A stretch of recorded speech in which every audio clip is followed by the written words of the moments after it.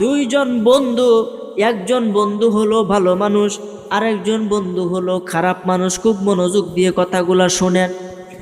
একজন বন্ধু হলো ভালো মানুষ, আরেকজন বন্ধু হলো খারাপ মানুষ। দুইজন একই সাথে চলে। এই জন্যই সৎসঙ্গে স্বর্গে বাস, অসৎসঙ্গে সর্বনাশ। আপনার বন্ধু যদি খারাপ থাকে, আপনার বন্ধু যদি বিড়ি খায়, সিগারেট খায়, আপনি ভালো মানুষ দেখতেছেন বন্ধু খাইতেছে, অনেকদিন যাওয়ার পরে বন্ধু দিয়ে একটু দিয়ে টান দিয়ে কেমন লাগে, কথা কন ঠিক কিনা? এইভাবে সৎসঙ্গে অর্থাৎ ভালোর সঙ্গে থাকতে থাকতে একজন মানুষ ভালো হয়ে যায়, খারাপের সঙ্গে থাকতে থাকতে একজন মানুষ খারাপ হয়ে যায়। এই জন্য আমার ভাইরা, বাবারা, বন্ধুরা, ওই দুই বন্ধু একসাথে হইছে, এক জায়গার মধ্যে গান হইতেছে, আর এক জায়গার মধ্যে ইসলামিক মাহফিল হইতেছে। এক জায়গা কি হইতেছে? গান হইতেছে, আর এক জায়গা মাহফিল হইতেছে। তখন দুই বন্ধু তো, একজন বালা একজন খারাপ। বালাটা তো বালার দিকে যাবো, খারাপটা খারাপের দিকে যাইব। খারাপটা গেছে এই গানের মাঝে, কোনো গেছে গানও গেছে, আর বালাটা কই গেছে? মাহফিলও গেছে। আল্লাহর কেমন বিচার দেখেন, আল্লাহর লীলা কেউ বোঝার মতো ক্ষমতা নাই। দেখেন কি ঘটনা হইল। আমার আল্লাহ রহমান, আমার আল্লাহ রহিম, আমার আল্লাহ সকলকে রিজিক দেয়। যে নামাজ পড়ে তারে আল্লাহ যেভাবে খাওয়ায়, যে নামাজ পড়ে না তারে আল্লাহ সেইভাবে খাওয়ায়। কথা কোন ঠিক কিনা? যে ব্যক্তি নামাজি তার ক্ষেতের মধ্যে যতটুকু বৃষ্টি হয়, যে ব্যক্তি নামাজ পড়ে না তার ক্ষেতের মধ্যেও ঠিক ততটুকুই বৃষ্টি হয়। বেশ কম আছে। আল্লাহ বলে আমি আদলুন, মানে কি ন্যায় পরায়ণতা। আল্লাহ ন্যায়, অর্থাৎ অন্যায় কাজ আল্লাহ করে না। আল্লাহ কাউকে দুই লম্বা চোখে দেখে না, আল্লাহ চোখে সবাই সমান। জোরে কই সুবহানাল্লাহ। যেমন ধরেন এক সাপ আর এক ব্যাঙ, এক সাপ আর এক ব্যাঙ। কথাগুলো ভাঙিয়ে থেকে বুঝতেন, আমি অসুস্থ, আপনারা বুঝতেছে। এক সাপ আর ব্যাঙ, সাপের আল্লাহ বানাইছে, ব্যাঙেরও আল্লাহ বানাইছে। সৃষ্টিকর্তা কে? আল্লাহ। সাপ বানাইছে, ব্যাঙ বানাইছে। সাপ বানানোর পরে সাপে কইতেছে আল্লাহ আমারে খাওয়ান দেও। আল্লাহ ডাক দিয়া কয় সাপ তুই কি খাইবে? আল্লাহ আমি তো ব্যাঙ খায়াম, আমারে ব্যাঙ দেও। কয়েছে দরগা। নদীর মধ্যে গিয়া, পানির মধ্যে গিয়ে ব্যাঙের তাফাতে ধরছে। ব্যাঙের ধরার সাথে সাথে ব্যাঙে ডাক দিয়া কয় আল্লাহ আমারে বাঁচাও। জোরে কই সুবহানাল্লাহ। সাপে কি চাইছে? খাওয়ান চাইছে। কারে খাওয়ান চাইছে? ব্যাঙেরে। ব্যাঙ আল্লাহ সৃষ্টি, সাপও কি আল্লাহ সৃষ্টি। যখন ব্যাঙের ধরছে, ব্যাঙ কি কইছে? আল্লাহ আমারে বাঁচাও। এখন আল্লাহ তো দুজনের প্রভু, এখন দুজনে কেমনে বাঁচাই? সাপেরও মন জয় করতে হবে, আবার ব্যাঙেরও বাঁচাইতে হবে। এখন আল্লাহ কি করবে? কথা কোন ঠিক কিনা? এই জন্য আমার ভাইরা, বাবারা, বন্ধুরা, আমার আল্লাহ এখন কি করবে? আমার আল্লাহ দুজনের প্রভু, দুজনের মন রক্ষা করতে হবে। সাপের খাওয়ানো দিতে হবে, আবার সাপের মুখ থেকে ব্যাঙেরও উদ্ধার করতে হবে। এখন কি করবে? আমার আল্লাহ সুন্দর একটা পরামর্শ দিছে। সাপ সাপ সাপ তুই সারিস না, সারিস না। ব্যাঙ তুই লড়িস না। জোরে কইন সুবহানাল্লাহ। সাপ তুই সারিস না, ব্যাঙ লড়িস না। এটা আল্লাহ কেন কইল? তখন আল্লাহর আদেশ পায়া ব্যাঙ তো লড়ে না, হাফেও সারে না। কাচ্চা দৌড়ছি ঠিক করে, কাহারে দৌড়ো, আমিও লড়তাম, যত এবার দেনা হোক আমি ঠিক মারি। তা যখন এভাবে রয়েছি, একটু পরে সাপে করে মরে গেছে গা, দেখে রে তুই একাই, তোর মুখটা যখন তৈছি আল্লাহ ফাল দিস না কেন? জুড়ে কইছি ভালো ফাল দিয়ে গেছে গা। দেখ যখন ব্যাংক ফাল দিয়ে গেছে গা, তখন সাপে ডাক দিও আল্লাহ তোমার বিচারটা একটু হয়েছে, হ্যাঁ তুমি মুক্ত হয়ে দিলা, আর আমার তুমি ক্ষুধার্ত রাখলা। আরে বেটা আমি তোরে কেমনে ক্ষুধার্ত রাখ? আমি কি কইছি না তুই ছাড়িস না? তুই ছাড়লি। জুড়ে কইছি ভালো। দোষ কার হয়েছে? আল্লাহর কি কোনো দোষ আছে? এই জন্য আমার ভাইরা, বাবারা, বন্ধুরা, আল্লাহ কাকে কোন সময় কিভাবে বাঁচায় সেটা বলা যায় না। আল্লাহ কাকে কোন সময় কি উসিলা মাফ করে এটাও বলা যায় না। আল্লাহর রহমত সেটা বোঝা বড় দায়। কথা কোন ঠিক কিনা? এক ব্যক্তি বড় আল্লাহর বুজুর্গ একজন মানুষ ছিল। সে ব্যক্তি কাজ ছিল ধর্মীয় কিতাব লেখা। সে ধর্মীয় কিতাব লিখতো। সে মনে করতো আমি যদি দ্বীনের কিতাব লিখি, ধর্মীয় কিতাব লিখি, তাহলে এই কিতাবে আমাকে হাসরের দিন মুক্তি দিবে। জোরে কইন সুবহানাল্লাহ। সুন্দর একটা পরামর্শ। তিনি কইতাছে না, আমি যখন কিতাব লিখি তাহলে কিতাবে আমার 100 দিন মুক্তি দিব, আমি কিতাবে লেখা শুরু করাম। তিনি কিতাব লিখতে লিখতে লিখতে লিখতে বিশাল বড় একটা ঘর আছে, গর্বে একটা বইরেছি কিতাব। আচ্ছা কি পরিমাণ সবে কামাইছে একবার চিন্তা করে। তিনি মনে করতেছে এই কিতাবে আমার সম্বল, আর কিছুই আমার নাই, আর সম্বল বলতে কিচ্ছু নাই, এই কিতাবে কি আমার সম্বল। এই কথা বলে সে কিতাব লেখা শুরু করছে। আগে কিন্তু দৈত কলম দিয়ে লিখতো, আপনারা যারা মুরব্বী আছে আপনারা চিনেন যে দৈত কলম দিয়ে আগে অনেক যুগ আগে, কারণ ওর তো কিতাবের বাসা তো আগে দৈত কলম আছে। হ্যাঁ হ্যাঁ, পাকিস্তানের যে মুরব্বী কইতাছে এ আগে কিন্তু এভাবে লিখতো, অনেক যুগ আগের কথা। একজন আল্লাহর বুজুর্গ ব্যক্তি কিতাব লেখতেছে, কালি বরাইতেছে, কিতাব লেখতেছে, কালি বরাইতেছে, কিতাব লেখতেছে। কিতাব লেখার পরে একটা লাইন লেখার পরে কালি একটু বাজে থাকতো, এই কালি দেওয়ার লেখা যাইতো না, তখন আবার নতুন কালি লইয়া লেখা শুরু করতো। এইভাবে যখন এই কালিটা লইলো তখন একটু কালি এখানে বাজে আসিন, তখন একটা মাসিয়া এই কালির মাঝে বইছে। তিনি মনে করতেছে আইরি আল্লাহর এত একটা সৃষ্টি, মাসিরা একটু সামান্য রয়েছে, এই কালিটা কায়ে ফালাও, এতে তো আমার কোনো ক্ষতি হইতো না। জোরে কইছে সুবহানাল্লাহ। এই মাসি এই কালিটা খাইলো, এরপরে কালি ডুবাই আবার কিতাব লেখা শুরু করলো। লিখতে লিখতে অনেক কিতাব লেখলো। একদিন তিনি ঘুমের ঘরে স্বপ্নে দেখে ইসরাফিল আলাইহিস সালাম যে দুনিয়ার মধ্যে সিংহা লইয়া দাঁড়ায় রইছে, সিংহার মধ্যে ফু দিয়ে পৃথিবী কিয়ামত কইরা ফেলছে। জোরে কইন সুবহানাল্লাহ। পৃথিবী কিয়ামত, স্বপ্ন থেকে দেখতেছে পৃথিবী কি হয়েছে, কিয়ামত হয়ে গেছে, হাসরের মাঠ কায়েম হয়ে গেছে। ইসরাফিল আলাইহিস সালাম সিংহায় ফু দিছে। তখন সবার বিচার পরে ওই লোকটার বিচারে কার্য হয়। কইছে যে আল্লাহ কইতেছে বান্দা তুমি আমার জন্য কি আনছো? তখন ওই বান্দা ডাক দিয়া কয় আল্লাহ আমি তো তোমার লাগে এই যে ধর্মীয় যে কিতাব, তোমার নামে যে কিতাব, এই কিতাবে আমার সম্বল আর কিছুই নাই। তখন আমার আল্লাহ ডাক দিয়া কই আমার বান্দা তুমি যে কিতাব লেখছো এই কিতাব একটা আমার পছন্দ হয়েছে না, কিতাব কি একটা আমার পছন্দ হয় নাই। আচ্ছা আপনার এখন সে ব্যক্তির কোনো গতি আছে? আরো কোনো গতি নাই, গতি শেষ। এখন কি বলবে? বললে আল্লাহ এই কিতাবে আমার নাজাতের উসিলা ধরে আমি কিতাব লিখছি, অনেক কিতাব লিখছি আল্লাহ, এখন তুমি বলতাছো কিতাবের কোনো কাজ নাই, কিতাব তোমার পছন্দ হয় না, এখন আমাকে তো জাহান্নামে যাইতে হবে আল্লাহ। মাবুদ ও দয়াময় আল্লাহ, অনেক কষ্টের বিনিময়ে অনেক পরিশ্রম করে আমি কিতাব লিখছি। আমার আল্লাহ ডাক দিয়া কয় বান্দারে তুমি অনেক কষ্ট করে কিতাব লেখছো, এটা আমার দেখার বিষয় নয়, তোমার কিতাব আমার পছন্দ হয় না, এত কষ্ট করছো রাত দিন 24 ঘন্টা কিতাব লেখছো, এটা আমার দেখার বিষয় নয়, কিন্তু তোমাকে আমি একটা শর্তে মাফ করতে পারি, একটা জিনিস দিয়ে তোমারে আমি মাফ করে দিব। যে আল্লাহ কি জিনিস? তুমি যখন কিতাব লেখছিলা, কিতাব লেখার সময় যখন কালি একটু আসিন, এই সময় আমার একটা প্রাণী মাছি আয়া কালি ডাকাইছিন, কালির মাঝে বইছিন, এই মাছিরে তুমি তাড়ায়া দেও নাই, মাছিরে তুমি এখানে বসাইয়া এই কালিডা ব্যাগটা সম্পূর্ণ তারে খাওয়াইলা, আমার একটা প্রাণীর ক্ষুধা তুমি নিবারণ করাইলা। এই কারণে আমি আল্লাহ খুশি হয়ে এই মাছিরে একটু কালি খাওয়ার কারণে আমি আল্লাহ তোরে এই কালি খাওয়ানির উসিলায় তোরে মাফ করে দিয়ে তোরে জাহান্নামী থেকে জান্নাতি বানায়া দিলা। আরো জোরে কইন না সুবহানাল্লাহ। কত বড় আল্লাহ, দেখেন কত বড় রহমতের সাগর। আচ্ছা এত বড় কিতাব লেগেছে, শেষে কি দিয়ে মাপ পাইছে? একটা মাছি দে। তাহলে আল্লাহর কোন দেখারে মাফ করে সেটা বলা যায়? বলা যায় না।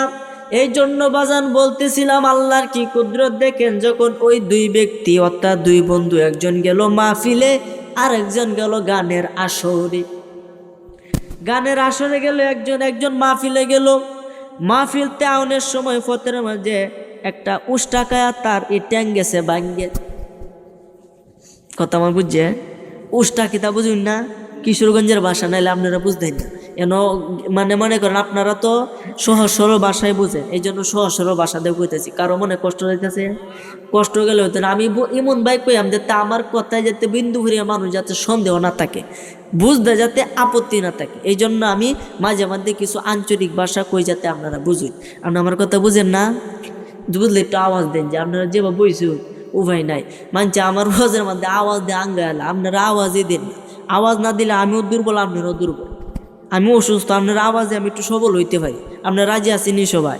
একটু আতাঙ্গায় দিয়েছে সবাই, নারে তাকবীর, নারে রিসালাত।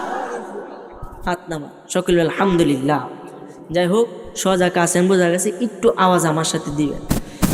দুই বন্ধু, একজন ভালো আরেকজন খারাপ। একজন গেল মাহফিল, আরেকজন গেল গানের আসরে। গানের আসরের ব্যক্তি যখন বাড়িতে আসতেছে, পথের মধ্যে একটা স্বর্ণের টুকরা পাইল। আর যে ব্যক্তি মাহফিলে গেল, সে বাড়িতে আসার সময় উষ্টাকায়া ট্যাং ভাঙ্গে গেল। হুচটকায়া মানে যেটা শুদ্ধ ভাষা, হুচটকায়া কি হয়েছে? ট্যাং ভাঙ্গেছে। আচ্ছা, কোন জীবনে বিচারটা কি হয়েছে? যে ব্যক্তি গানও গেছেন তারে তো শাস্তি দেওয়া দরকার আছে। যে ব্যক্তি ভালো কাজে গেছে তারে আল্লাহ শাস্তি দিছে, যে ব্যক্তি গানও গেছে তারে স্বর্ণের টুকটা দিছে। এটার কি কারণ? আল্লাহ, এই বিচারটা তো তোমার হয় নাই। ফেরেশতারা প্রশ্ন করে, আল্লাহ তুমি এটা কি বিচার করলা? যে ব্যক্তি গানে গেল তারে স্বর্ণের টুকরা দিলা, যে ব্যক্তি মাহফিলে গেল তারে তুমি এত দুঃখ দিলা, কারণ কি আল্লাহ, কারণ কি? তখন আমার আল্লাহ ডাক দিয়া কয়, ও আমার আদরে ফেরেশতারা, শুনে রাখো, শুনে রাখো, যে ব্যক্তি মাহফিলে গেছিল সে হলো ভালো মানুষ, তার আজকে মরার কথা। আজকে কি মরার কথা? আজকে মৃত্যুর ডেট, তার মৃত্যুর সময় শেষ। তেমনি আপনাদের আমার হায়াত দিন দিন কিন্তু কমতাছে। কেন? মানুষ কেউ কিন্তু বড় হয়েছে না। যারা মুরব্বী তারা একদম ছোট হয়ে গেছে, কথা কোন ঠিক কিনা?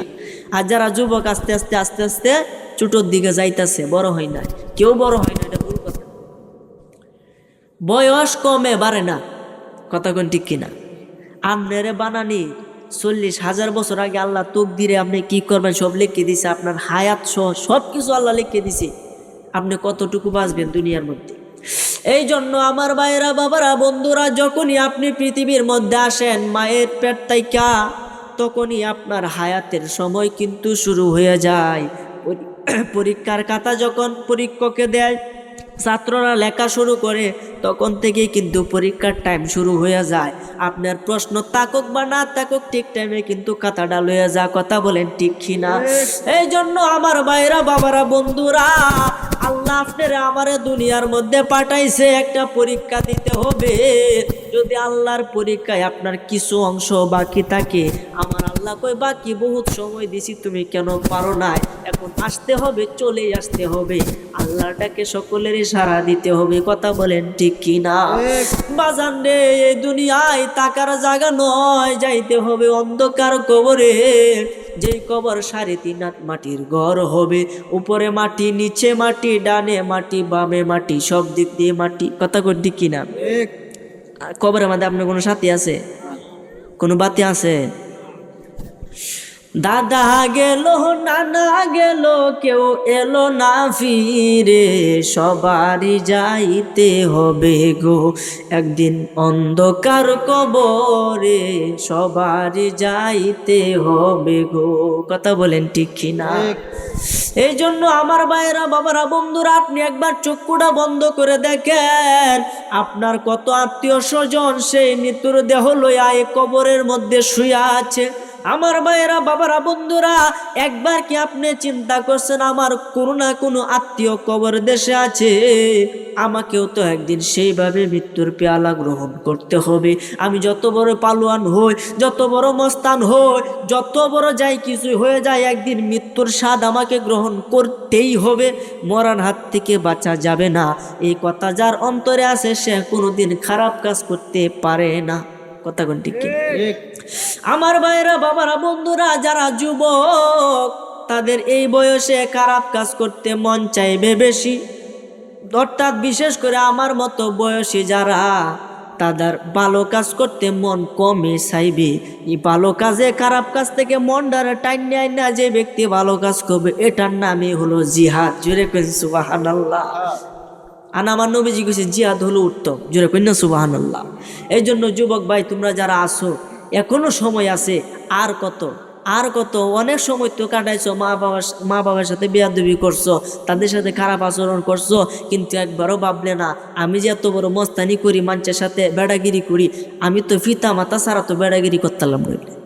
বাপ মা দোনা থাকতো, আমি তো দুনিয়াতে আইলাম নইলে, তাইলে আমি দুনিয়ার জন্য আইলাম হলে তোর বেড়াগিরি করতে করলাম হইলে। কথা কোন ঠিক কিনা? এই চিন্তা কিন্তু তারা করে না। তারা শুধু নিজেদের শক্তির অহংকার করে রক্তের গরম দেখায়। বাজান আজরাইল যখন আসবে আপনার শরীরে রক্ত পানি হইয়া যাবে। আজরাইল যখন আসবে আপনার এই মুখের মধ্যে 7 সমুদ্র 13 নদীর পানি ডাইলে দিল, সব পানি খায়াল বাইন, এরপরে মৃত্যুর পিপাসা মিটবে না। জোরে কইন সুবহানাল্লাহ। এই জন্য আমার ভাইরা বাবারা বন্ধুরা সব সময় ভালো কাজ করতে হবে, ইমানি হালে থাকতে হবে, ইমান লইয়া মরতে হবে। এখন ইমান করতে পামু, ইমান কি? আমার নবীজি কি সুন্দর দিয়ে কইছে ইমানটা কি। আল্লাহ লা ইমানা লিমান লা মুহাব্বাতা লাহু, আল্লাহ লা ইমানা লিমান লা মুহাব্বাতা লাহু। আমার নবীজি বলছেন যে ব্যক্তির অন্তরে আমি নবীজির মোহব্বত নাই তার ইমান নাই। তো নবীজির মোহব্বতের নাম কি? ইমান। নবীজির মোহব্বত আপনি কেমনে করবেন? আপনি দাড়ি রাখছেন, এটাই নবীজির মোহব্বত। আপনি 5 ওয়াক্ত জামাতের সাথে নামাজ পড়েন, এটাই নবীজির মোহব্বত। আপনি জুব্বা পরেন, এটাই নবীজির মোহব্বত। আপনি সুন্নতি টুপি পরেন, এটাই নবীজির মোহব্বত। কথা কোন ঠিক কিনা? নবীজিকে জানে চাইতে ভালোবাসতে হবে, না হলে ইমানদার হওয়া যাবে না। লা ইউমিনু আহাদুকুম হাত্তা কুনা আহাব্বা ইলাইহি মিন ওয়ালিদিহি ওয়া ওয়ালাদিহি ওয়ান নাসি আজমাইন। জুরে কুন সুবহানাল্লাহ। আমার নবীজি বলছেন তুমি ততক্ষণ পর্যন্ত একজন ইমানদার মুমিন মুসলমান হতে পারবে না যতক্ষণ পর্যন্ত তোমার পিতা মাতা, তোমার ভাই বোন, তোমার আত্মীয় স্বজন, তোমার বিবি বাচ্চা, এমনকি তোমার নিজের জানের চাইতে বেশি যদি দয়াল নবীজিকে মোহাব্বত না করো, তাহলে তুমি একজন কামেল মুকাম্মেল আল্লাহর ওলি অর্থাৎ ইমানদার হতে পারবে না। ও নবীজির ভালোবাসার নাম হয়েছে ইমান। ও নবীজির কেমনে ভালোবাসবে? এই নবীজির ভালোবাসা আপনার চরিত্রের মধ্যে ফুটায় তুলতে হবে। নবীজি কোন সময় কি করছেন, কিভাবে খাইছেন, কিভাবে ঘুমাইছেন, কিভাবে মানুষের সাথে কথা বলছেন, কিভাবে চলছেন, সব কিছুর অনুসরণ যে করবে সে ব্যক্তি তো প্রকৃত ইমানদার। কথা কোন ঠিক কিনা? আল্লাহ কোরআনে কইছে আতিউল্লাহ ওয়া আতিউ রাসূলা, তোমরা আমার এবং আমার রাসূলের অনুসরণ করো। আল্লাহর কি আপনি ভাই বোন অনুসরণ করার লাগে? আল্লাহরা দেখছেন কেউ? আল্লাহ আছে না নাই? এখন আপনাদের সাথে আছে না নাই? আল্লাহরে আপনারা কেউ দেখছুন? আল্লাহর অনুসরণ করবেন কেমনে? এই জন্য আল্লাহ কইছে যদি আমারে না পাও আমার রাসূলের অনুসরণ করো। কারণ আমার রাসূল তো হন নাই, তিনি তো উফাত, তিনি তো এখন মাজারের মধ্যে অর্থাৎ জিয়ারত, তিনি যখন রওজা শরীফের মধ্যে ঘুমায় আছে। কথা কোন ঠিক কিনা? উনি কখন পাইবার না, তখন কি পাইবা? আল্লাহর ওলিগণের কারণ হইল আল্লাহ ডাক দিয়ে কয় ফেরেশতারা 2 বিচারের কারণ হইল যে ব্যক্তি এই ওয়াজ মাহফিলের মধ্যে গেছে সে ব্যক্তির আজকে মৃত্যুর তারিখ ছিল, আজকের মৃত্যুর সময় ছিল। এই মৃত্যুর সময় সে যেহেতু ভালো কাজ করতে গেছে, এই জন্য আমি আল্লাহ খুশি হয়ে তার মৃত্যুর যে বালা মুসিবতটা এটা উঠায় দিয়ে তার একটা হুচটের মাধ্যমে তার হায়াতটা লম্বা করে দিলাম। একটা আছে আপনারা বলেন মরার থেকে বাচ্চাইছে একটা হুচট কায়া, হয়তো পাউডার গেছে কিন্তু সে তো বাচ্চা রয়েছে। কথা কোন ঠিক কিনা? পাল্লা তাই এটা বুঝলাম, এটা তো ভালো কাজই করছো। হ্যাঁ যে গান হোক স্বর্ণ পাইছে, এটা তো ভালো, তো আপনি তো কিছু ভাই প্রমাণ করতে না, এটা কেমনে ভালো হইলো? তাইলে শুনো, যে ব্যক্তি গানে গেছে তার কপালের মাঝে আমি বাদশাহী লিখছি, যেটা কিন্তু সুবহানাল্লাহ। কি লিখছিলাম? বাদশাহী আছে। বাদশার কি আর কোনো অভাব আছে? ধরেন দেশের বর্তমান প্রেসিডেন্ট মাননীয় প্রধানমন্ত্রী শেখ হাসিনা, ওনার টিহার অভাব আছে? টিহার অভাব আছে। তেমনি তার কপালের মধ্যে আমি রাজত্ব লিখছিলাম, রাজা লিখছিলাম। রাজা হলে তো তার টিহার অভাব আছে না, কিন্তু সে যেহেতু আমার নাফরমানি করছে, সে যেহেতু এই গানের আসরে গেছে, এই জন্য আমি তার একটু হালকা স্বর্ণ দেয়া এই বাদশাহীর কাতাতে তার নামটা মুছে দিই। তাহলে ভালো হয়েছে না খারাপ হয়েছে? বাদশাহী বাইলে হইলে এতে মুচ্ছে গেছে। তার মানে কি বোঝা গেছে? মাহফিল আসলে দুনিয়াবি লাভ কমই হবে, কিন্তু হাসরের লাভটা বেশি হবে। জোরে কই সুবহানাল্লাহ। এই জন্য আমার ভাইরা বাবারা বন্ধুরা, মাহফিল আসছেন ঘাবড়াইবেন না যে আমরা হুদাই ফুদি মাহফিল আইছি, অনেক মানুষ কেতাব তলে ঘুমাইতেছে। আমরা মাহফিল আইছি, আমাদের কি লাভ? ঠান্ডার মধ্যে বৈশা বৈশা কি আওয়াজ করতেছে, হামের শুনতেছি, কিন্তু বাজার লাভ হচ্ছে, লাভ হচ্ছে। কেমন লাভ হচ্ছে? প্রতি নিঃশ্বাসে নিঃশ্বাসে আল্লাহ 10টা করে নাকি আপনার আমল নামার মধ্যে দান করে দিতেছে। কয়টা করে নাকি? প্রতি নিঃশ্বাসে 10টা হয়, তাহলে শ্বাস আপনি গুনুন কয়বার ফালাই? বাদ হিসাব করুন যে করতেছে অবশ্যই যেরকম সুবহানাল্লাহ। এই জন্য আমার ভাইরা বাবারা বন্ধুরা মাহফিলে আসতে হয়, আলেম ওলামাদের জবান থেকে কিছু কথা শুনতে হয়। এতে কি হয়, দিলটা নরম হয়। আর দিলটা নরম হলে আল্লাহর প্রতি ভালোবাসা জন্মে, নামাজ রোজার বেশি তাগিদ হয়, নামাজ রোজার প্রতি মন আসক্ত হয়। এই জন্য আমার ভাইরা বাবারা বন্ধুরা মাহফিলও আসতে হয়, আলেম ওলামাদের কথা শুনতে হয়, সেই কথা শুনে নিজেকে আমলে পরিণত করতে হয়। আপনি আমল করছেন না, আমি সারা রাত ওয়াজ করলাম, সুন্দর সুন্দর কথা কইলাম, কিন্তু আপনি যেই সেই কোনো পরিবর্তন নাই, তে ওয়াজ মাহফিলে কি লাভ? কথা কোন ঠিক কিনা বাজান? ওয়াজ মাহফিল কিন্তু প্রতিদিনই হয় আশেপাশে, কিন্তু বছরে একটা এখানে হয়। কথা কোন ঠিক কিনা বাজান? আপনার যদি ওয়াজ মাহফিলে আসা যদি হেদায়েত না হন, তাহলে ওয়াজ মাহফিল দেওয়ার দরকারটা কি? দেখেন, আমি কি আপনাদের সকলের থেকে ছোট মানুষ না? আমি তো শুরু থেকে ওয়াজ ফিরার লাগে তো শিশু বক্তা কয়, তখন পর্যন্ত আমি কি মরলে কি আপনারা শিশু ডাকবেন? আপনি তো ময়ূর দেন শিশু বক্তা ময়রা থাকা কোন যখনই যে ডেফুরি শুন এডে আমি কাটছিলাম আপনারা মানুষের আপনি কোহান গা।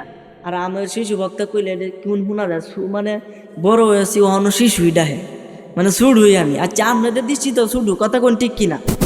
আমার মাথার মধ্যে যে একটা এলেম, মানে যে আমি বুঝি যে পাপ কাজ করা যাবে না, নেক কাজ সারা যাবে না, এটা আমি বুঝি মাথার মধ্যে। আপনি তো আমার থেকে জ্ঞানী, আপনি ঠিক না বেটি? আপনি কেন বুঝেন না যে আমি তো বড় ওনার থেকে, উনি সুন্দরভাবে চলতেছে, 5 ওয়াক্ত নামাজ পড়তেছে, সব আমলও ঠিক রাখতেছে, তাহলে আমি কেন পারি না? এরকম আছে না, প্রশ্ন আসে না?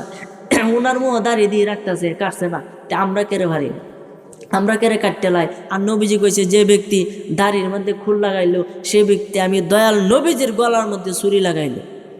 নাউজুবিল্লাহ, আরো আসতে কোন নাউজুবিল্লাহ বলে। নবীর গলার মধ্যে ছুরি দিয়ে পৃথিবীর মধ্যে কেউ জান্নাতে যাইতেছে? এই জন্য আমার ভাইরা বাবারা বন্ধুরা, এটার নাম নবীজির ভালোবাসা নয়, এটার নাম নবীজির মহব্বত নয়।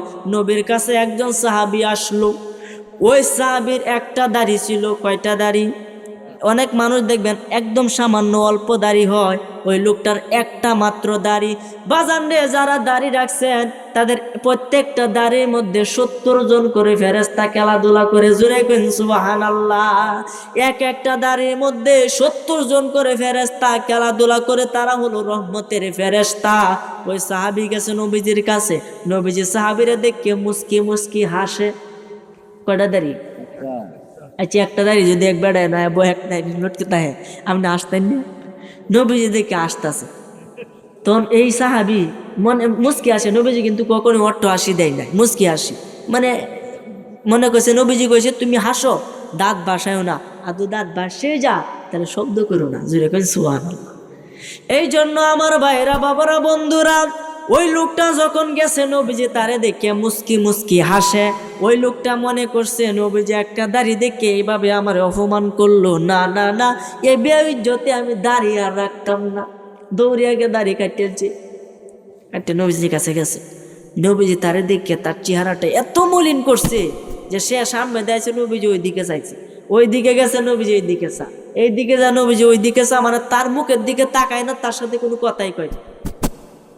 ওই সাহাবী অবাক যে হঠাৎ করে নবীজি কেন পরিবর্তন এলো, কারণ কি? এই কারণ বিচার পাই না, খুঁজদাছে কারণও পাই না। অবশেষে সাহাবীদের কাছে জিগায়, ও আমার ভাইয়েরা, নবীজি আমার দেখে মুস্কি হাসি দিছেন, এখন আমারে দেখে এত রাগান্বিত কেন? ওইটা তো আমরাও কইতে পারি না। আচ্ছা হুজুরে জিগায়। ওই লোকটা চলে যাওয়ার পরে সাহাবীরা রাসূল সাল্লাল্লাহু আলাইহি সাল্লামকে জিজ্ঞেস করলো, ইয়া রাসূলুল্লাহ, ইয়া হাবিবাল্লাহ, নবী গো, ওই লোকটারে দেখে আপনি প্রথমে মুস্কি মুস্কি হাসছেন, এখন আপনি আপনার মুখটা মলিন কেন করে নিলেন? হুজুর গো, মেহেরবানি করে আর হাকিকতটা বুঝিয়ে দেন। জোরে কইন সুবহানাল্লাহ, পিছনে বাইরে কইন সুবহানাল্লাহ। একবার সুবহানাল্লাহ বললে জমিন থেকে আসমান পর্যন্ত যে পুরা ফাঁক জায়গাটা আছে, একবার সুবহানাল্লাহ আলহামদুলিল্লাহ বললে জমিন থেকে আসমান পর্যন্ত পুরা ফাঁক জায়গাটা শব্দে ভরে যাবে। সুবহানাল্লাহ কইলে লাভ না লস? তো লাভ আপনারা কইন না কে রে? আপনাদের কি ঘুমা ধরেছি? ঘুমা আসলে ধরছে?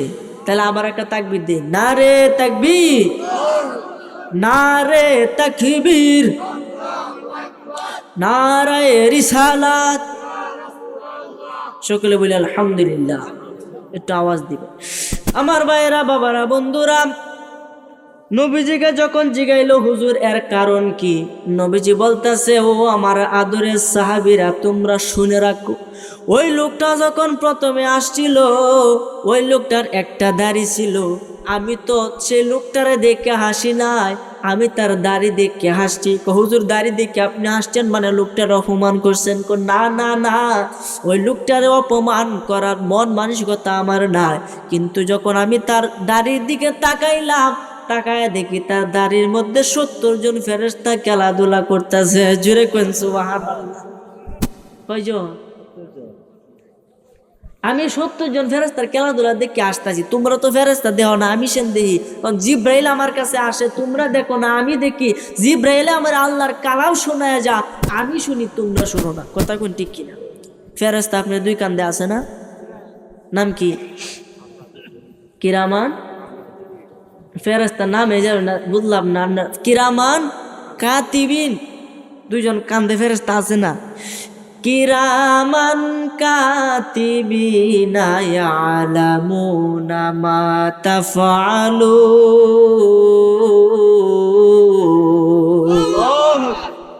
আমার আল্লাহ বলছে এই 2 কান্দের মধ্যে 2 জন ফেরেশতা।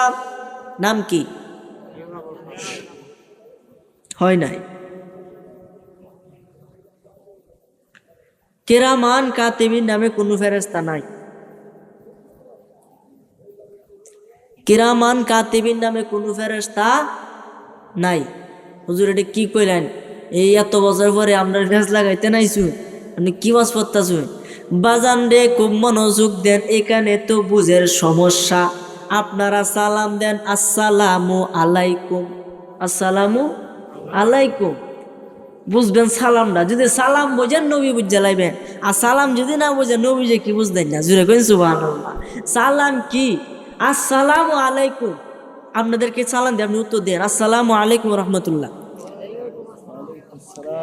আপনারা আমার সালাম দিন, হয় নাই।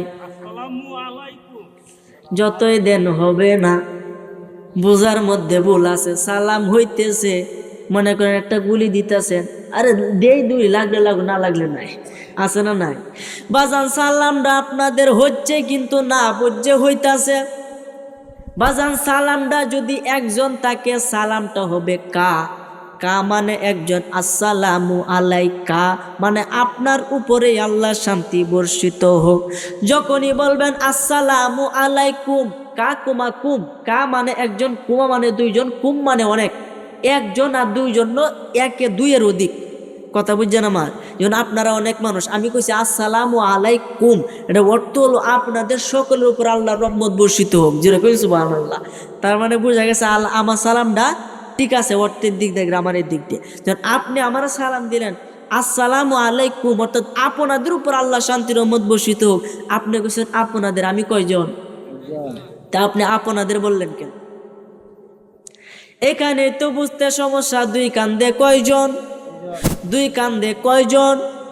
কিরামান কাতিবিন, 2 কান্দে 2 জন, তাদেরকে লইয়া আমি কয়জন? তাহলে 2 এর অধিক হলো কিনা? 2 এর অধিক হয়েছি নি? 2 জন, মানে আমি একজন, আমার কান্দে কয়জন? 2 জন। তাহলে এই 2 জনকে লইয়া আমার লইয়া কয়জন হয়েছে? 3 জন। 3 জনের সালাম কি হইবে? কা হইব না কুম হইব? এই জন্য বাজান গ্রামার বুঝতে হবে রে বাবা। আর নবীজির ক্ষেত্রে যদি কই আসসালামু আলাইকুম ইয়া রাসূলুল্লাহ, হবে নি? হবে না। নবীজির ক্ষেত্রে যদি বলেন আসসালামু আলাইকুম ইয়া রাসূলুল্লাহ, হবে নি? হবে না, হবে না। আপনার নামাজের মধ্যে তাশাহুদ পড়েন আসসালামু আলাইকা আইয়ুহান নাবিয়্যু, জোরে কোন সুবহানাল্লাহ। আসসালামু আলাইকা অর্থাৎ নবীজিরে শুধু আপনি উদ্দেশ্য করে বলছেন ইয়া রাসূলুল্লাহ, শুধু আপনার উপরে আল্লাহর শান্তি রহমত বর্ষিত হোক। বাজান এই কথা ভাল লাগতো না আমি জানি, কিন্তু বোঝার জন্য বলতাছি। কিরামান কাতিবিন, আল্লাহ এই 2 জন ফেরেশতার নামে কোনো ফেরেশতা আল্লাহ বানাইছে না। কিরামান কাতিবিন নামের অর্থ হলো সম্মানিত লেখকগণ। সম্মানিত লেখকগণ। তাহলে কিরামান কাতিবিন কি না? নাম না। কিরামান কাতিবিন অর্থই সম্মানিত লেখকগণ। মানে তারা দুইজন সম্মানিত লেখক। আল্লাহ অনেক কোটি কোটি মিলিয়ন মানে হিসাব ছাড়া ফেরেশতা বানাইছে যারা প্রত্যেকের কান্দে আছে। এখন বলেন প্রত্যেকের কান্দে থাকলে এটা কি কোনো হিসাব আছে? আপনার কান্দে দুইজন, আমার কান্দে দুইজন, এবার পৃথিবীতে যত মানুষ আছে সবার কান্দে আছে না? এই জন্য আমার ভাইরা বাবারা বন্ধুরা আল্লাহ কইছে সম্মানিত লেখকগণ মানে অনেক লেখক। এই জন্য আমার ভাইরা বাবারা বন্ধুরা বলতেছিলাম নবীজি কয় তোমরা ফেরেশতারারে দেখো না কিন্তু ফেরেশতারা তোমাদের সাথেই থাকে। আমি ফেরেশতারারে দেখি। ওই সাহাবী যখন আমার কাছে আসলো আমি দেখলাম তার একটা দাড়ির মধ্যে 70 জন ফেরেশতা খেলাধুলা করে। ওই 70 জন ফেরেশতারে দেখে আমি মুস্কি হাসি দিছি। যখন ওই আমার সাহাবী যখন দাড়িটা কাটছিল তখন আমার গলার মধ্যে জীবন ছুরি লাগায় দিল। এই জন্য আমি তার প্রতি রাগ করলাম, গুসা করলাম, অভিমান করলাম। এখন বলেন নবী যদি কারো প্রতি অভিমান করে, রাগ করে, গুসা করে, তাহলে আল্লাহর দরবারে কি সে মাপ পাওয়ার কোনো আশা আছে? হক কথা নিম পাতা, ঠিক না বেটি? নিম পাতা খাইতে খুব মিঠা লাগে মনে, হ্যাঁ হক কথা তিতা লাগবেই। এই জন্য বাজান এখনো সময় আছে, আপনার জীবন কি এখনো শেষ হইয়া যায় নাই। আল্লাহ আপনারে সুন্দর একটা বিবেক দিছে, বুদ্ধি দিছে। এই বুদ্ধি দিয়ে কোনো কাজ করেন। আমাদের হাতে সময় এবং শক্তি দুইটাই আছে, চিন্তা শক্তিও আছে, সময় আছে। চিন্তা করে দেখেন আপনি কি কবরে কি কখনো যাবেন না? যেই কবরে আমার আল্লাহ নবী ছাড়া আর কেউ সঙ্গী থাকবে না, যেই কবরে আমল ছাড়া কিছুই যাবে না। কথা কোন ঠিক কিনা? চিন্তা করে দেখো না কবরে কি যাইবা না, চিন্তা করে দেখো না কবরে কি যাইবা না। যেই কবরে আল্লাহ নবী ছাড়া বন্ধু কেহ থাকবে না, যেই কবরে আল্লাহ নবী ছাড়া বন্ধু কেহ থাকবে না। চিন্তা করে দেখো না কবরে কি যাইবা না। জোরে কইন সুবহানাল্লাহ। আমার ভাইরা বাবারা বন্ধুরা খুব মনোযোগ দেন, বলতেছিলাম আল্লাহ কত রহমত আপনি আমার প্রতি করছে, আল্লাহ কত দয়া আপনি আমার প্রতি করছে।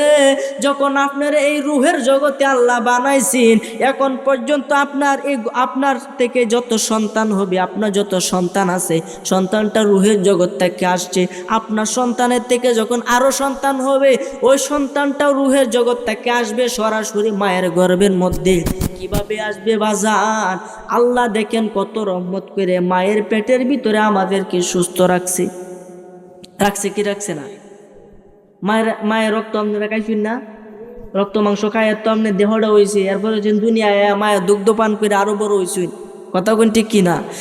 যেই মা 10 মাস 10 দিন আপনার গর্ভে ধারণ করছেন হিসাব মতে হলো 310 দিন। কয়শো 10 দিন? 310 দিন আপনারা নিজের গর্ভে ধারণ করছে। 310 দিন বাজান এত কষ্ট করে আপনারা লালন পালন করছে। পেটের ভিতরে আল্লাহ আপনারে খাওয়াইছে, কি খাওয়াইছে? রক্ত খাওয়াইছে, মায়ের রক্ত খাওয়াইছে। রক্ত খাওয়াই আপনার দেহটারে সতেজ রাখছে।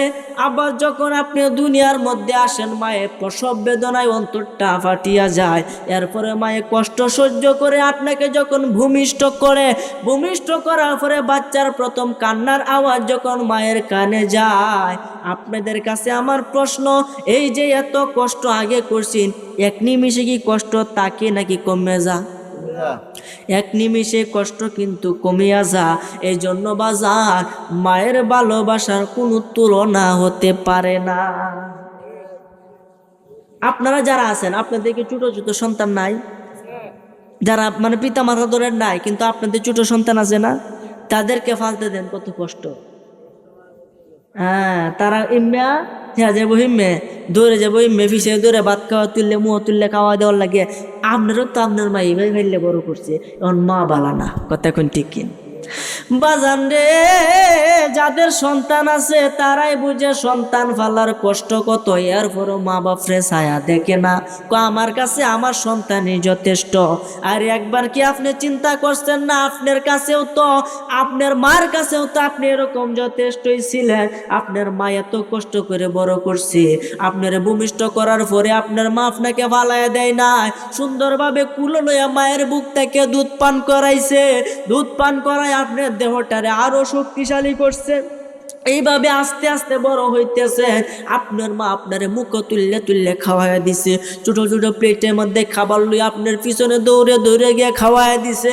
বাজার ওই মায়ের ভালোবাসার কোনো তুলনা হতে পারে না। ওই মায়ের ভালোবাসা যদি কোনো সন্তান বলিয়া যায়, মায়ের অবাধ্য হইয়া যায়, ওই ব্যক্তি দুনিয়ার মধ্যেও শাস্তি পাবে, মৃত্যুকালেও শাস্তি পাবে, কবরের মধ্যেও শাস্তি পাবে, কবরের মধ্যে আযাব হবে, জাহান্নামের গেইটে তার জায়গা হবে। একটা শাস্তি আল্লাহ দুনিয়ার মধ্যে, যে কি শাস্তি? পিতামাতার অবাধ্যতা করা। তাহলে পিতামাতার অবাধ্য হওয়া যাবে? কোনটা কোন যাইব? এই জন্য তো আমি কই, পৃথিবীতে মায়ের মতো আপন কেউ হবে না। ও পৃথিবীতে মায়ের মতো আপন কেউ হবে না। তোমরা কোনোদিনও মায়েরই মনেতে কষ্ট দিও না। তোমরা কোনোদিনও মায়েরই মনেতে কষ্ট দিও না। কত পাপী আছে যে মাকে কষ্ট দেয়, মায়ের মনে কষ্ট দিয়ে অভিশাপ নেয়। আরে মায়ের মনে কষ্ট দিলে ক্ষুধা যে সহে না, ও মায়ের মনে কষ্ট দিলে নবী সহে না। তোমরা কোনোদিনও মায়েরই মনেতে কষ্ট দিও না। কষ্ট দেওয়া যাইব? 10 মাস 10 দিন গর্ভে রেখে মা জননী দেখায় আছে তোমায় আমায় এই ধরনী। সে কথা কি বন্ধু তোমার মনে পড়ে না? ও কেমনে তুমি দিতে পারো মাকে যন্ত্রণা? তোমরা কোনোদিনও মায়েরই মনেতে কষ্ট দিও না। তোমরা কোনোদিনও মায়েরই মনেতে দুঃখ দিও না। জোরে কোন সুবহানাল্লাহ। মায়ের মনে যদি বাজান কষ্ট দেন, মা হয়তো চোখের পানি ফালাইবে, নীরবে নীরবে সন্তানের জন্য কান্নাকাটি করবে। বাবার সন্তানের জন্য যদি মায়ের চোখ থেকে দুঃখের এক ফোঁটা পানি পড়ে, আমার আল্লাহ কয় আমার আরশে আজিমের মধ্যে কম্পন সৃষ্টি হইয়া যায়। মায়ের স্থান কত আল্লাহ দিয়েছে। নবীজির কাছে সাহাবীজি কে, ইয়া রাসূলুল্লাহ, এই দুনিয়ার মধ্যে আমি সবচেয়ে মুহাব্বত কারে বেশি করবা? নবীজি গো তোমার মারে। হুজুর এর পরে কেলা? ও তোমার মা। হুজুর এর পরে কেলা? ও তোমার মা। ওই এর পরে কেলা? ও তোমার বাপ। জুড়ে কেন সুবহানাল্লাহ। তাহলে মায়ের সম্মান আল্লাহ, মায়ের সম্মান নবীজি 3 গুণ বাড়ায়া দিছে। এই জন্য পিতা মাতার খেদমত করতে হবে বাজান। অনেক রাত্র হয়েছে, আলোচনা দীর্ঘায়িত করব না, সংক্ষেপ করে ফেলবো। এই জন্য বাজান পিতা মাতার মনে কষ্ট দিবেন না। যারা যুবক আছো, আমার মতো আছো, তোমরা পিতা মাতার মনে কষ্ট দিও না।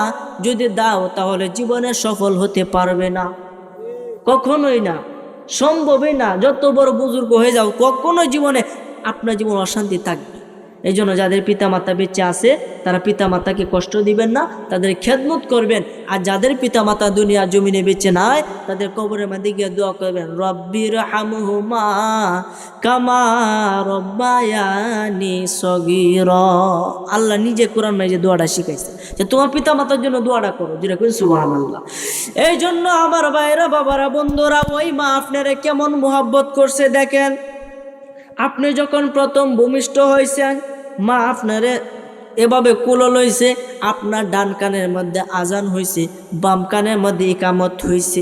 এখানে একটু মনোযোগ দেন। যদি কোনো সন্তান ভূমিষ্ঠ হওয়ার পরে তার ডান কানের মধ্যে আজান, বাম কানের মধ্যে ইকামত না দেওয়া হয়, তাহলে সন্তানটা বড় হয়ে ভালো কিছু হবে বলে আশা করা যায় না।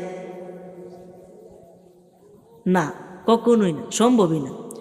ওই লোকটা ভালো হবে এটা আপনি বলতে পারবেন না, কারণ তখন থেকে শয়তান তার পিছে লাগিয়ে যা। সন্তান কান্দে কিনা? ভূমিষ্ঠ হওয়ার পরে কান্দে না? কান্দে কে রে? এই শয়তান তখনই লাগিয়ে পরে পোষা দে, সিমুট দে, তখন এই শয়তান এসে মুটটা কান্দে দে, তখন দু আজান দে, শয়তান জাগাই দে, তখন আজান শয়তান দু জায়গা শুরুর সময় আপনার দাঁতে শয়তান দু জায়গা, তাহলে এই লোকটা কি ভালো হবে না খারাপ হবে? এই জন্য বাজান, আপনাদের যদি কোনো সন্তান হয়, ডান কানের মধ্যে দিবেন আজান, বাম কানের মধ্যে দিবেন ইকামত, তাহলে সন্তানকে নিয়ে ভালো কিছু আশা করতে পারবেন। আর এই জন্য তো আমি কই, গাছ গুনে ফল, ফল গুনে গুড়া, বাপ গুনে বেড়া। কথা কোন ঠিক কিনা? বাপ যদি ভালো হয় ফুতো তার ভালো হবে, বাপ খারাপ হইলে ফুতের যতই বালা মানাইতো চা অবশেষে এই বাপের সুরতি ধরবে। কথা কোন ঠিক কিনা? কোনো পিতা চাইবে না তার সন্তানটা তার মতো কাজ করে খাক, কোনো পিতা চাইবে না তার সন্তানটা তার মতো মুজরি কইরা খাক, কোনো পিতা চাইবে না তার মতো তার ছেলেটা বিড়ি সিগারেট খাক। চাইবো কেউ? কখনো চাইতো না যে আমি যত কার আমার ছেলেটা যেতে ভালো হোক। কখনো কেমনে সম্ভব? আচ্ছা বালার গতে তো বালাও, কথা কোন ঠিক কিনা? এই জন্য বাজার অনেক আছে বালার গতে খারাপ হোক কিন্তু ভবিষ্যতে বালাও, কিন্তু খারাপের গতে প্রথম পর্যায়ে বালাও ভবিষ্যতে কিন্তু খারাপই হোক। কথা কোন ঠিক কিনা?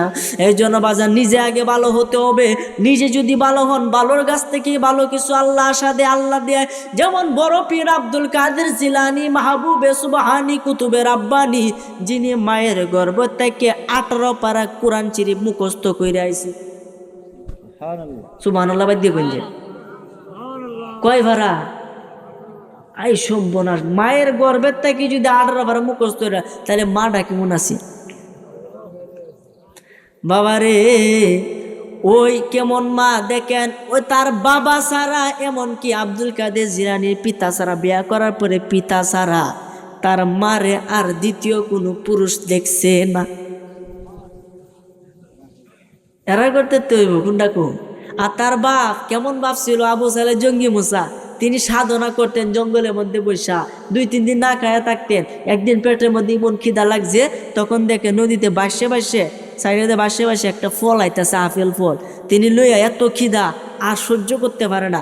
আপনি যদি এক অক্ত না খান তাহলে ফেটে কেমন খিদা লাগবো? এই ফলটা লইয়ে খাইছে, কায়া তো ফেটে খিদা একটু মিটতে চিন্তা করে, হাই রে আমি যে ফলটা খাইলাম, কার গাছের ফল খাইলাম? যেরকম সুবহানাল্লাহ, কার গাছের ফল খাইলাম আমি? জঙ্গলের মধ্যে বৈশা কেমন করতে কেমন ওই দেখেন। এ বলতাম নি বাজান, শুনবেন? এটা কয়ে শেষ করে দিব। অনেকের খারাপ লাগতেছে, দেখতেছি খারাপ লাগতেছে। বিচার ভাইয়েরা, খারাপ লাগলে কই ভাই আমার ভাইয়েরা, বাবারা, বন্ধুরা, আব্দুল কাদের জিলানীর পিতা আবু সালে জঙ্গি মুসা, তিনি জঙ্গলার মধ্যে সাধনা করত। সাধনা করতে করতে 2-3 দিন না খায়াও থাকতো। একদিন পেটের মধ্যে এমন খিদা, নদীর পাড় দিয়ে হাঁটতেছে, দেখে একটা সুন্দর ফল বাইসা বাইসা আইতাছে। তখন মনে করছে, আইরে আমার তো খিদা, ফলটা তাড়াতাড়ি খায়ালাই, তাড়াতাড়ি খায়া দি। এখন আপনারাই কইন, আপনি তো রাস্তা যাইতে যায়, সুবারি গাছে তোলে দেখো সুবারি হয়ে তাহে, যারা ফান খায় এরা কি সুবারি তুই যাবেন না লই যাবাই? কার গাছে সুবারি দেখি আপনি দেখবাই? আরে ফাইছি তো খাইছি, সমস্যা কি? কথা কোন ঠিক কিনা? ফাইলে খাইলে হইতো না। এই যে বক্তারা ওয়াজ করে, যে আনমান চেন খাইলে তো হইতো না। আর কম খাইব যারা আলেম হয়, যারা সত্যিকার অর্থে খাঁটি মুসলমান হয়, খাঁটি আলেম হয়, তারা 3টা জিনিস কম করত। তারা কম খাইতো, কম ঘুমাইতো, কম কথা বলতো। কোন কথা? অযথা কথা। নবীজি বলছেন, মান সমাতা নাজাত, যে চুপ থাকে সে নাজাত পায়। কিন্তু চুপ থাকার থেকে উত্তম কথা আরো বেশি ভালো। যেরকম সুবহানাল্লাহ। এই জন্য বাজান যারা ওয়াজ করে তারা উত্তম কথা বলে, তারা হলো এই চুপ থাকার থেকেও ভালো। বাজান আমার কথা খুব মনোযোগ সহকারে বুঝবেন। এই আবু সালে জঙ্গি মুসা ফলটা খায়া কহাই রে আমি কার গাছের ফল খাইলাম। চিন্তা করতে করতে করতে করতে দেখে ফলটা যখন ওই দিক থেকে বাসে বাসে আইছে, মনে হয় ওইখানে একটা গাছ আছে, আর গাছওয়ালা বাড়ি, মনে ওই গাছের মালিক। জুড়ে কইছে সুবহানাল্লাহ। হাঁটতাছে হাঁটতাছে, নদীর পাড় দিয়ে হাঁটতাছে, কিন্তু ফল গাছ পায় না। কার রহমত? রে কার রহমত? ফল গাছ পায় না। হাঁটতেছে হাঁটতেছে, একদিন সারাদিন হাঁটলো, সারা রাত হাঁটলো, কিন্তু ফল পায় না। এভাবে কয়েকদিন একটা না হাঁটলো।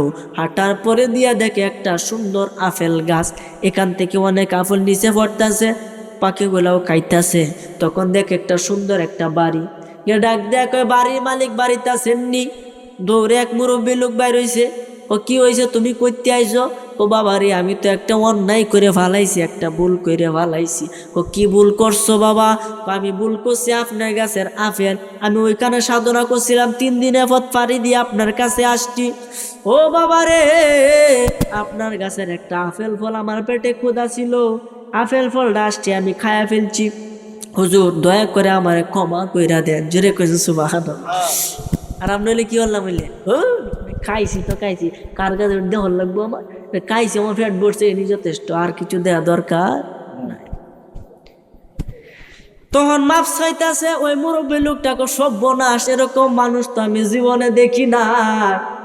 একটা ফল এই 3 দিনের পথ পাড়ি দিয়ে চলে গেছে, কত ফল পাখি কত মানুষ খাইতেছে, কিন্তু কেউ তো আমার কাছে কয় না আমারে মাফ কইরা দিন। ওই লোকটা এত দূর থেকে আসছে মাফ চাইতে, একটা ফল খায়া। হইতে পারে এই লোকটা অত্যন্ত ভালো মনের মানুষ, জোরে কইছে সুবহানাল্লাহ। তখন তার একটু লোভ হইল, না একটা কাজ এলার সাথে করে দেন, যে কো বাবা তোমার আমি মাফ করতে পারি একটা শর্তে। সুযোগ পাইছে, কো কি শর্ত? কো আমার বাসার মধ্যে 12 বছর গোলামি করার লাগবে। কয় বছর? 12 বছর গোলামি করার লাগবে। একটা ফল কেন খাইছে এটার মাপ চাওয়ার লাগবে। আসলে কি বেড়া উদ্দেশ্য? এটা বেড়া উদ্দেশ্য, বেড়া কিন্তু মাফ করে দিতে চাইছি, কিন্তু না এত ভালো মানুষ আমি আর পাইতাম না, এরা সারাও যেত না, যেরকম সুবহানাল্লাহ। তো 12 বছর না তোমাকে দেওয়া যাবে না, তুমি 12 বছর আমার মুনি কাটতে হবে। আচ্ছা আমার মাপ পাইতে গেলে 12 বছর না 50 বছর আপনার মুনি কাটতে রাজি, জুড়ে কোন সুবহানাল্লাহ। কেমন মানুষ দেখেন আব্দুল কাদের জিলানী পিতা। অনেক লম্বা ঘটনা বাজার সংক্ষেপে কয়ে 12 বছর মুনি কাটছে। কাটার পরে কইতাছে আমার অন্যায়টা মাফ হয়েছে নি? না না না, তোমার অন্যায় মাফ হয় নাই। ও কেন? আমি তো আপনার কথাই মতো আপনার খেদমত করলাম এত বছর, আপনার বাড়িতে থাকলাম, আপনি আমারে কেন ক্ষমা করতেন না? কো বাবা রে, আর একটা শর্ত যদি মানো তাহলে আমি তোমাকে ক্ষমা করে দিব, জোরে কইন সুবহানাল্লাহ। কো কি শর্ত? শর্তটা হইছে আমার একটা মেয়ে আছে, এই মেয়েটার কিছু মানে দোষ আছে, দোষটি কইয়া দেন, এই দোষী মেয়েরা তোমার বিবাহ করতে হবে। ক দোষী মেয়ে চিন্তায় ফেরে গেছে, কো দেখছো কারবারটা কোনো আমার বাজাইছি। আচ্ছা ঠিক আছে বলে, ক আমার একটা মেয়ে, ওই মেয়েটা কালো, চোখে দেখে না, চোখ হলো অন্ধ, হাঁটতে পারে না, পা হলো লুলা, মানে ল্যাংরা, হাঁটতে পারে না। চোখ হলো কি? চোখ হলো কানো, অন্ধ। অন্ধ, সে চোখে দেখতে পারে না, কথা বলতে পারে না। সে হলো বয়রা, কানে শুনতে পারে না। সে হলো লোলা, ট্যাঙ্গে হাঁটতে পারে না। এরকম একটা মেয়ে আছে, তুমি যদি তারে বিয়া করো তাহলে তোমার ক্ষমা, তুমি যত অন্যায় করছো সবকিছু আমি তোমারে ক্ষমা কইরা দিব। দেখেন আল্লাহর ওলিগণ কিরকম, কার করতে আব্দুল কাদের জিলানী হইছে। কইতাছে আমার একটু সামান্য অন্যায়ের জন্য 12 বছর আপনার দরবারে মুনি কাটলাম, এখন যদি আমাকে আপনার এই লোলা ন্যাংরা মেয়ের বিয়াও করতে হয় একটা মাপ পাওয়ার জন্য, আমি বিয়া করতে রাজি, জুড়ে বল সুবহানাল্লাহ। সিরিরে বিয়া হইরেছি, বিয়া হইরা যখন প্রথম ঘরে যাইব, ঘরের মাঝে গিয়া দেখে এক সুন্দরী মেয়ে বই রয়েছে, চোখকে সুন্দর ঠিকে দেখতেছে, কথা বললে শুনতেছে, কথা বলতেছে, হাঁটতেও থাকতেছে। তখন দেখে দূরে বাইরে বাইরে আমি কার করে ঢুকতে হচ্ছি, সুবহানাল্লাহ। দেখে বাইরে হয়েছে, তখন এর ভাই জিজ্ঞাসা কি করো তুমি বাবা বাইরে হয়েছো কেরে? কো আপনার মেয়ে যে বৈশিষ্ট্য কইছে একটাও তো মেয়ের ভিতর নাই। সে তো লুলাও না, ল্যাংরাও না, কানে কমও শুনে না, চোখকে কমও দেখে না, আবার চেহারা সুরত তো অনেক ভালো। ক এটাই আমার মেয়ে, যে কইছো। হ্যাঁ, এত বড় মিথ্যা কথা আমার সাথে আপনি কইছো? ক বাবা রে কেন মিথ্যা বলছি আল্লাহ শুনো। যখন বলছি আমার মেয়ে চোখে দেখে না, কেন চোখে দেখে না? ওই মেয়েটা আমাকে ছাড়া, জন্ম হওয়ার পরে তার মা মারা গেছে, আমাকে ছাড়া ওই মেয়ে দ্বিতীয় কোনো পর পুরুষকে দেখি নাই, এই জন্য বলছি অন্ধ। সুবহানাল্লাহ কইতেন না, এই জন্য কইছি অন্ধ, চোখে দেখে না, শুধুমাত্র আমারে দেখছি। বুঝলি লুলা কেন কইলেন? লুলা হয়েছে আমার ঘর থেকে যে কুড়ার মধ্যে সে থাকতো। তুমি তো 12 বছর আমার বাড়িতে ছিলা, কখনো কি মেয়েরে দেখছো? কন্যা কষে লোলা কেন বলছি, এই গড়তে বাইরে কোনো জায়গা থাকতে গেছে না, এই জন্য বলছি সে লোলা। বলছে কানে কম শুনে, কানে শুনে না, এটা কি বললে? ও কানে শুনে না, এটা বলছি সে আমার কথা ছাড়া দ্বিতীয় কোনো পর পুরুষের কথা শুনে নাই। আচ্ছা ঠিক আছে, এটাও মানলাম। বুবা কেন বলছেন? বুবা বলছি এই কারণে সে আমাকে ছাড়া, আমার সাথে ছাড়া আর কারোর সাথে কখনো কথা বলে না। তাহলে কেমনের গর্তে কেমন হয় একবার চিন্তা করে। মা জননী কোরআন পড়ে গর্বেতে রেখে সন্তান, 18 সিপারা কুরআন মুখস্থ করিয়া যা, মাই জানে না ছেলের খবর হইয়া গর্ভধারিণী, তোমারই নামের গুণে আগুন হইয়া যাই ফানি। জোরে কইন সুবহানাল্লাহ। তিনি হলেন আব্দুল কাদের জিলানী। বাজার সব কথার মূল কথা। রাত্র গভীর হয়ে গেছে, আলোচনা সামনে দীর্ঘায়িত করব না। এখনই মিলাদ ক্যাম্প হয়ে আর পরে দোয়া মোনাজাত হয়ে আপনারা বিদায় হয়ে যাবেন। আপনাদের শুধুমাত্র একটা কথাই জিজ্ঞেস করি, আপনারা যে এতক্ষণ ওয়াজ শুনছেন, ওয়াজ শোনার উদ্দেশ্যটা কি? আপনি আমাকে কি হতে হবে? ভালো হইতে হবে। এটা মূলত উদ্দেশ্য। কথা কোনটি কি? এছাড়া কিন্তু আর উদ্দেশ্য নাই। আমার প্রতি কারো কোন আপত্তি আছে? আমার কথা কারো মনে কষ্ট গেছে? যদি আমার কথাতে কোনো জ্ঞানবান মানুষের মনে বা তার একটু সামান্য আঘাত লাগে, আল্লাহর রাস্তায় আমি ক্ষমা চাই। আপনারা আমার ক্ষমা সুন্দর দিছিয়ে দেখবেন। কারণ ছোটো মানুষ তো কত কথা কুকথা মুখ দিয়ে বাইরেতেই পারে, স্বাভাবিক এটা। কথা কোন ঠিক কিনা? মানুষ মাত্রই ভুল করবে, আমার কথা তো ভুল হতে পারে। যদি কোনো জ্ঞানবান মানুষের চোখে বা কানে আমার কথা শুনতে পান, যদি আমার কথা কোনো ভুল হয়, আল্লাহর রাস্তায় ক্ষমা সুন্দর দৃষ্টিতে দেখবেন। এবং যে কথা বলছি আপনাদেরকে খারাপ লাগছে কেউ খারাপ? বাজার খারাপ লাগলেও মাফ করে দিবেন। অনেক কথা কইছি, এত কথা অসুস্থ অবস্থায় আমি বলি না। বাজার আমার জন্য দোয়া করবেন। সব কথার মূল কথা, আমাকে আপনাকে জান্নাতে যেতে হবে। কথা কোন ঠিক কিনা? জান্নাতে যাওয়ার জন্য সহজ 2টা আমল, এটা বলে আমি শেষ করে দিব। জান্নাতে যাওয়ার জন্য সহজ 2টা আমল। যে ব্যক্তি 2টা জিনিসকে আঁকড়ে ধরতে পারবে, আমি চ্যালেঞ্জ করে বলে গেলাম সেই ব্যক্তি জান্নাতে যাবে। 2টা জিনিস কি আপনারা রাজি আছেন সবাই? মাত্র কয়টা? মাত্র 2টা। যে ব্যক্তি 2টা মানবে সেই ব্যক্তি জান্নাতে যাবে। 2টা জিনিস কি? অত ঘুরায় ফেসা না করে তাড়াতাড়ি কুয়েলায়। হ্যাঁ, তাড়াতাড়ি আপনি শুনুন। নবীজির কাছে একজন সাহাবী গেছে, গিয়া কইতাছে, ইয়া রাসূলুল্লাহ, ইয়া হাবিবাল্লাহ, নবী গো, আমারে আপনি এমন একটা কাজ, একটা সহজ আমল দেন, যে আমল করলে আমি জান্নাতে চলে যাব। জোরে কইন সুবহানাল্লাহ। নবীজি বলছো, আমার আদরের সাহাবী, তুমি 2টা কাজ করবা। এই 2টা কাজ যদি তুমি আঁকড়ে ধরতে পারো, তাহলে আমি রাসূল তোমারে কথা দিলাম, ওয়াদা দিলাম, তোমাকে আল্লাহ কখনো জাহান্নামে দিবে না। ইয়া রাসূলুল্লাহ, সেই কথা কি? নবীজি বলেন, ও আমার সাহাবী, তাহলে শুনো। এই কথাটা হইল, 1 নাম্বার, ভালো কাজ ছাড়তে পারবা না, আর গুনার কাজ করতে পারবা না। কয়টা কথা? কয়টা কথা? ভালো কাজ ছাড়তে পারবা না, গুনার কাজ করতে পারবা না। এখন আপনার জ্ঞানী মানুষ, আপনারা চিন্তা করে দেখেন, এই 2টা কথার ভিতরে কিন্তু আমাদের জীবনের শেষ। ঘুরে গেলে কিন্তু এনি নামাজ না পড়লে কি সওয়াব হয় না গুনাহ হয়? নবীজি কইছে, এমন কাজ করিও না যে কাজ করলে গুনাহ হবে। তার মানে নামাজ না পড়লে কি হবে? গুনাহ হবে। তার মানে নবীজি কথা, যদি গুনাহ আপনি করবেন না, গুনার কাজ করবেন না, নেকের কাজ ছাড়বেন না। নেকের কাজ কি? নামাজ পড়া, নামাজ পড়তে হবে, রোজাও রাখতে হবে, রোজাও নেকের কাজ, আমল করতে হবে, আমল নেকের কাজ, সকলের সাথে ভালো ব্যবহার করতে হবে, এটাও নেকের কাজ। অর্থাৎ গুনার কাজ করাই যেত না, নেকের কাজ ছাড়াই যেত। তাহলে আমলটা কি কঠিন না সহজ? 2টা কথা না? কিন্তু একবার চিন্তা করে দেখেন, 2টা কথা যদি আপনি মানতে পারেন তাহলে সহজ, আর যদি না মানতে পারেন তাহলে আপনার জন্য কঠিন। এই জন্য বাজার, সব কথার মূল কথা এটাই, আপনি আমাকে ভালো হতে হবে।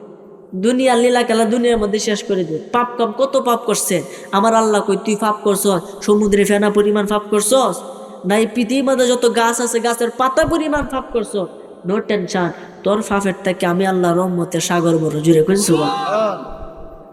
তো যত পাপ করছেন যদি একবার তওবা করেন, আল্লাহ কি মাফ করতো না? এই জন্য আল্লাহ কয়, ইন্নাল্লাহা মা'আস সাবিরিন। আর অন্য আয়াতে, ইন্নাল্লাহা মা'আত তাওয়াবিন, নিশ্চয় যারা তওবা করে আমি আল্লাহ তাদেরকে ভালোবাসি। জুড়ে কই সুবহানাল্লাহ। তওবা শব্দের অর্থ ফিরে আসা। বাজান, গুনাহ থেকে ফিরে আসেন, ভালো ভালো কাজ করেন, নেকের কাজ করেন, সব সময় সকলের সাথে ভালো ব্যবহার করবেন। সর্বশেষে নবীজির কিছু সুন্নত বলে আমি শেষ করে দেই। বাজান, এই সুন্নতটি বলে শেষ করে দিব যে কি, নবীজি খাবারের আগে বলতেন বিসমিল্লাহি ওয়া আলা বারাকাতিল্লাহ। কি বলতেন? আপনারা সকলে পারেন না এটা? এটা খাবারের আগে, যখন আপনি খাবার হাত ধুয়ে যখন খাবার খাইতে বসবেন, খাবারের আগে বলবেন বিসমিল্লাহি ওয়া আলা বারাকাতিল্লাহ। কাবারের শুরুতে দোয়াটা বলতে আপনি ভুলে গেছেন, এমন সময় বলবেন বিসমিল্লাহি আউয়ালাহু ওয়া আখিরাহু, কাবার শেষ, তখন বলবেন আলহামদুলিল্লাহিল্লাযী আত'আমানা ওয়া সাকানা ওয়া জাআলানা মিনাল মুসলিমিন। আজকের মাহফিল থেকে বাড়িতে যাবেন, বাড়ি থেকে যখন বিছানার মধ্যে ঘুমাইতে যাবেন, ঘুমানোর আগে নবীজি একটা দোয়া পড়তেন। দোয়াটা কি? আল্লাহুম্মা বিসমিকা আমুতু ওয়া আহইয়া। এই কথাটা বলে নবীজি ডান কারোতে শুয়ে যাইতেন, ঘুমায়া যাইতেন। আরেকবার ফজরের আজানের সময় বা অনেক আগে নবীজি উঠতেন, নামাজ পড়তে। জোরে করেন সুবহানাল্লাহ। নবীজির মতো নামাজ পৃথিবীর মাঝে, নবীজির পর থেকে কিয়ামত পর্যন্ত কোনো মানুষ, যত মানুষই আছে, যত বড় বুজুর্গ হোক, নবীজির মতো নামাজ কেউ পড়তো না। সুবহানাল্লাহ কইতেন না? তো সেই নবীজির উপরে কি নামাজ ফরজ আছে? নবীজির উপরে কি কোনো নামাজ ফরজ আছে? নবীজির জন্য সব মাফ, তাদের কোনো গুনাহ নাই। এরপর হচ্ছে নামাজ পড়ছি কেন? উম্মতরা শিক্ষা দেওয়ার লাগে যে উম্মতরা দেখো, আমি নবী হইয়া যদি নামাজ পড়তে পারি, তোমরা আমার উম্মত হয়ে কেন পারবা না? সুবহানাল্লাহ কইতেন না? এই জন্য নামাজ পড়তে হবে, নামাজ ছাড়া যাবে না। যখন নবীজি ঘুম থেকে উঠতেন তখন বলতেন আলহামদুলিল্লাহিল্লাযী আহইয়ানা বা'দামা আমাতানা ওয়া ইলাইহিন নুশুর। যখন নবীজি প্রস্রাব অথবা পায়খানা করতে বসতেন, ডাইন পা বাহিরে রাখতেন, বাম পা দিয়ে প্রবেশ করতেন। ইস্তেনজা বা প্রস্রাব পায়খানা করার সময় 8টা কাজ করা সুন্নত। 8টা কাজ করা কি? বাম পা দিয়ে প্রবেশ করা, জুতা অথবা স্যান্ডেল কোনো কিছু পায়ে রাখা, এই মাথাটা ডাকিয়া রাখা, টুপি অথবা কোনো কিছু পরে এই বাথরুমের মধ্যে যাওয়া, বাম পা দিয়ে প্রবেশ করা, জুতা স্যান্ডেল পায়ে রাখা, মাথা ডাকিয়া রাখা, দিলে দিলে ইস্তেগফার পড়া। ইস্তেগফার কি? আস্তাগফিরুল্লাহাল্লাযী লা ইলাহা ইল্লা হুয়াল হাইয়ুল কাইয়্যুম ওয়া তুবু ইলাইহি লা হাওলা ওয়ালা কুওয়াতা ইল্লা বিল্লাহিল আলিয়্যিল আযীম। এটা মুখে না, দিলে দিলে। মুখে উচ্চারণ করলে এটা মানে বৈশা আল্লাহর নাম কিন্তু নেওয়া যায় না। কথা কোন ঠিক কিনা? তখন ঢিলাকুলো ব্যবহার করতে হবে। শুধু পানি লইলে হবে না। শুধু পানি লইলে কি হবে না, এটা অপবিত্র থাইকা যাবে। আপনাকে ঢিলা অথবা কোনো মাটি চাকা বা টিস্যু নিয়ে এরপরে পানি দিয়ে ধুইতে হবে।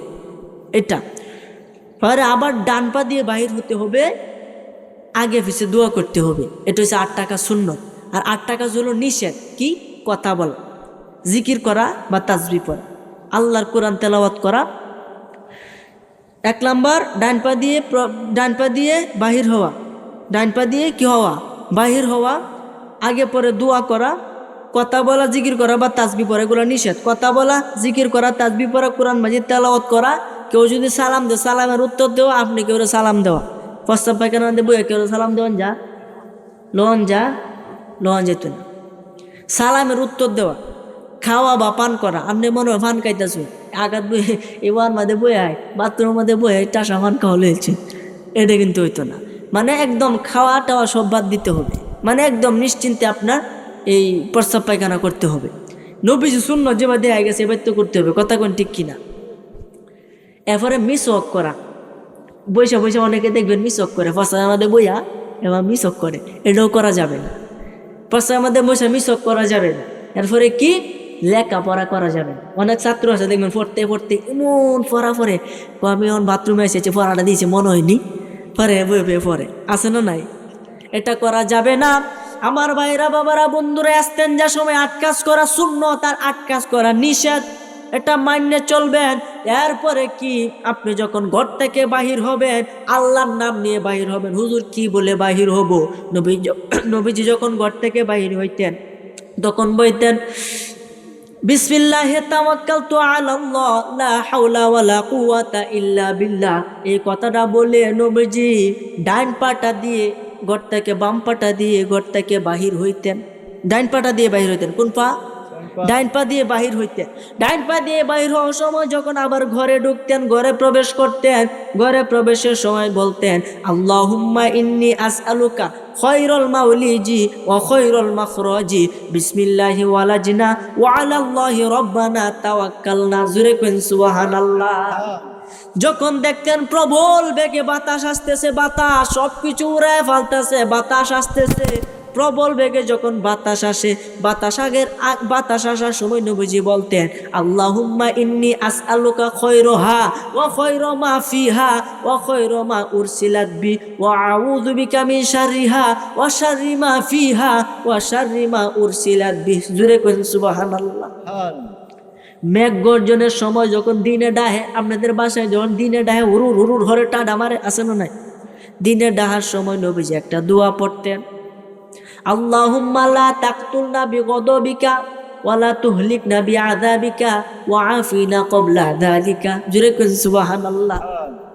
আর যখন বৃষ্টি আসতো তখন বলতো আল্লাহুম্মা সাইয়্যিবান নাফিআ, তখন বৃষ্টির মাধ্যমে আপনার কোনো ক্ষতি হইতো না। আর দিনে ডাহার সময় যদি ওই দোয়াটা পড়েন, আল্লাহর কসম কইয়া যায়, যদি এই দোয়ার উপরে আপনার বিশ্বাস থাকে, কখনো বজ্রপাতের কারণে, টানা মারার কারণে আপনি মৃত্যুবরণ করবেন না।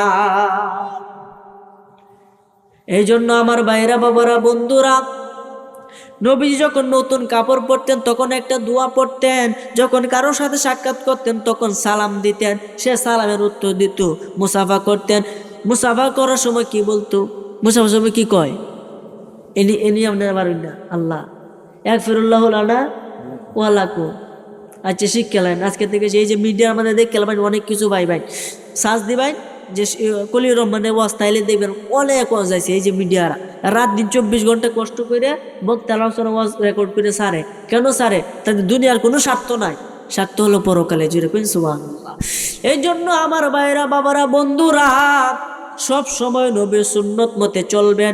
মনে করেন আপনি কোথাও ভ্রমণে গেছেন, নদীর উপর দিয়ে বা নৌকা দিয়ে কোথাও যাইতে হয়, নৌকা দিয়ে যাওয়ার সময় বলবেন বিসমিল্লাহে মাজরাহা ওয়া মুরসাহা ইন্না রাব্বি লাগফুরুর রহিম। বাজান রে, এই দোয়ার উপরে বিশ্বাস রাখেন, যদি সমুদ্রে ঝড় তুফান হয়, যদি পানি উফরে উজুরে উঠে, এরপর আপনার মৃত্যু হবে না।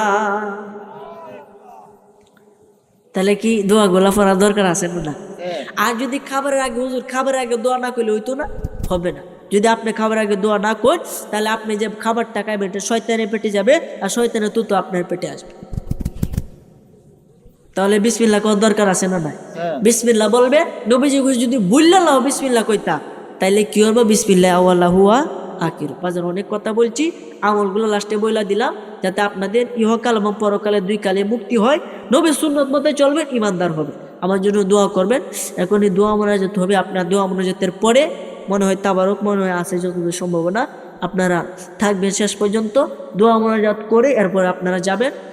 আমার জন্য দোয়া করবেন। যাই কথা টুকটাক কথা বলছি, আল্লাহ যেন সর্বপ্রথম আমাকে এবং দ্বিতীয়ত আপনাদের প্রত্যেকের আমল করা তৌফিক দান করুন। আওয়াজে বলেন আমিন। আর কথা বলেন আমিন। আর আমি যে কাজের সিদ্ধান্ত নিয়েছি, সামনে আমার অনেক বড় কাজ আছে, এই কাজ যাতে আল্লাহ মনের আশানুর ফসল দান করুন। আওয়াজে বলেন আমিন। 40 জন যদি আমিন কো আল্লাহ বিল্লে কবুল করেন, কি 40 জন আরো বেশি? তাহলে সবাই মিললে কই না আমিন।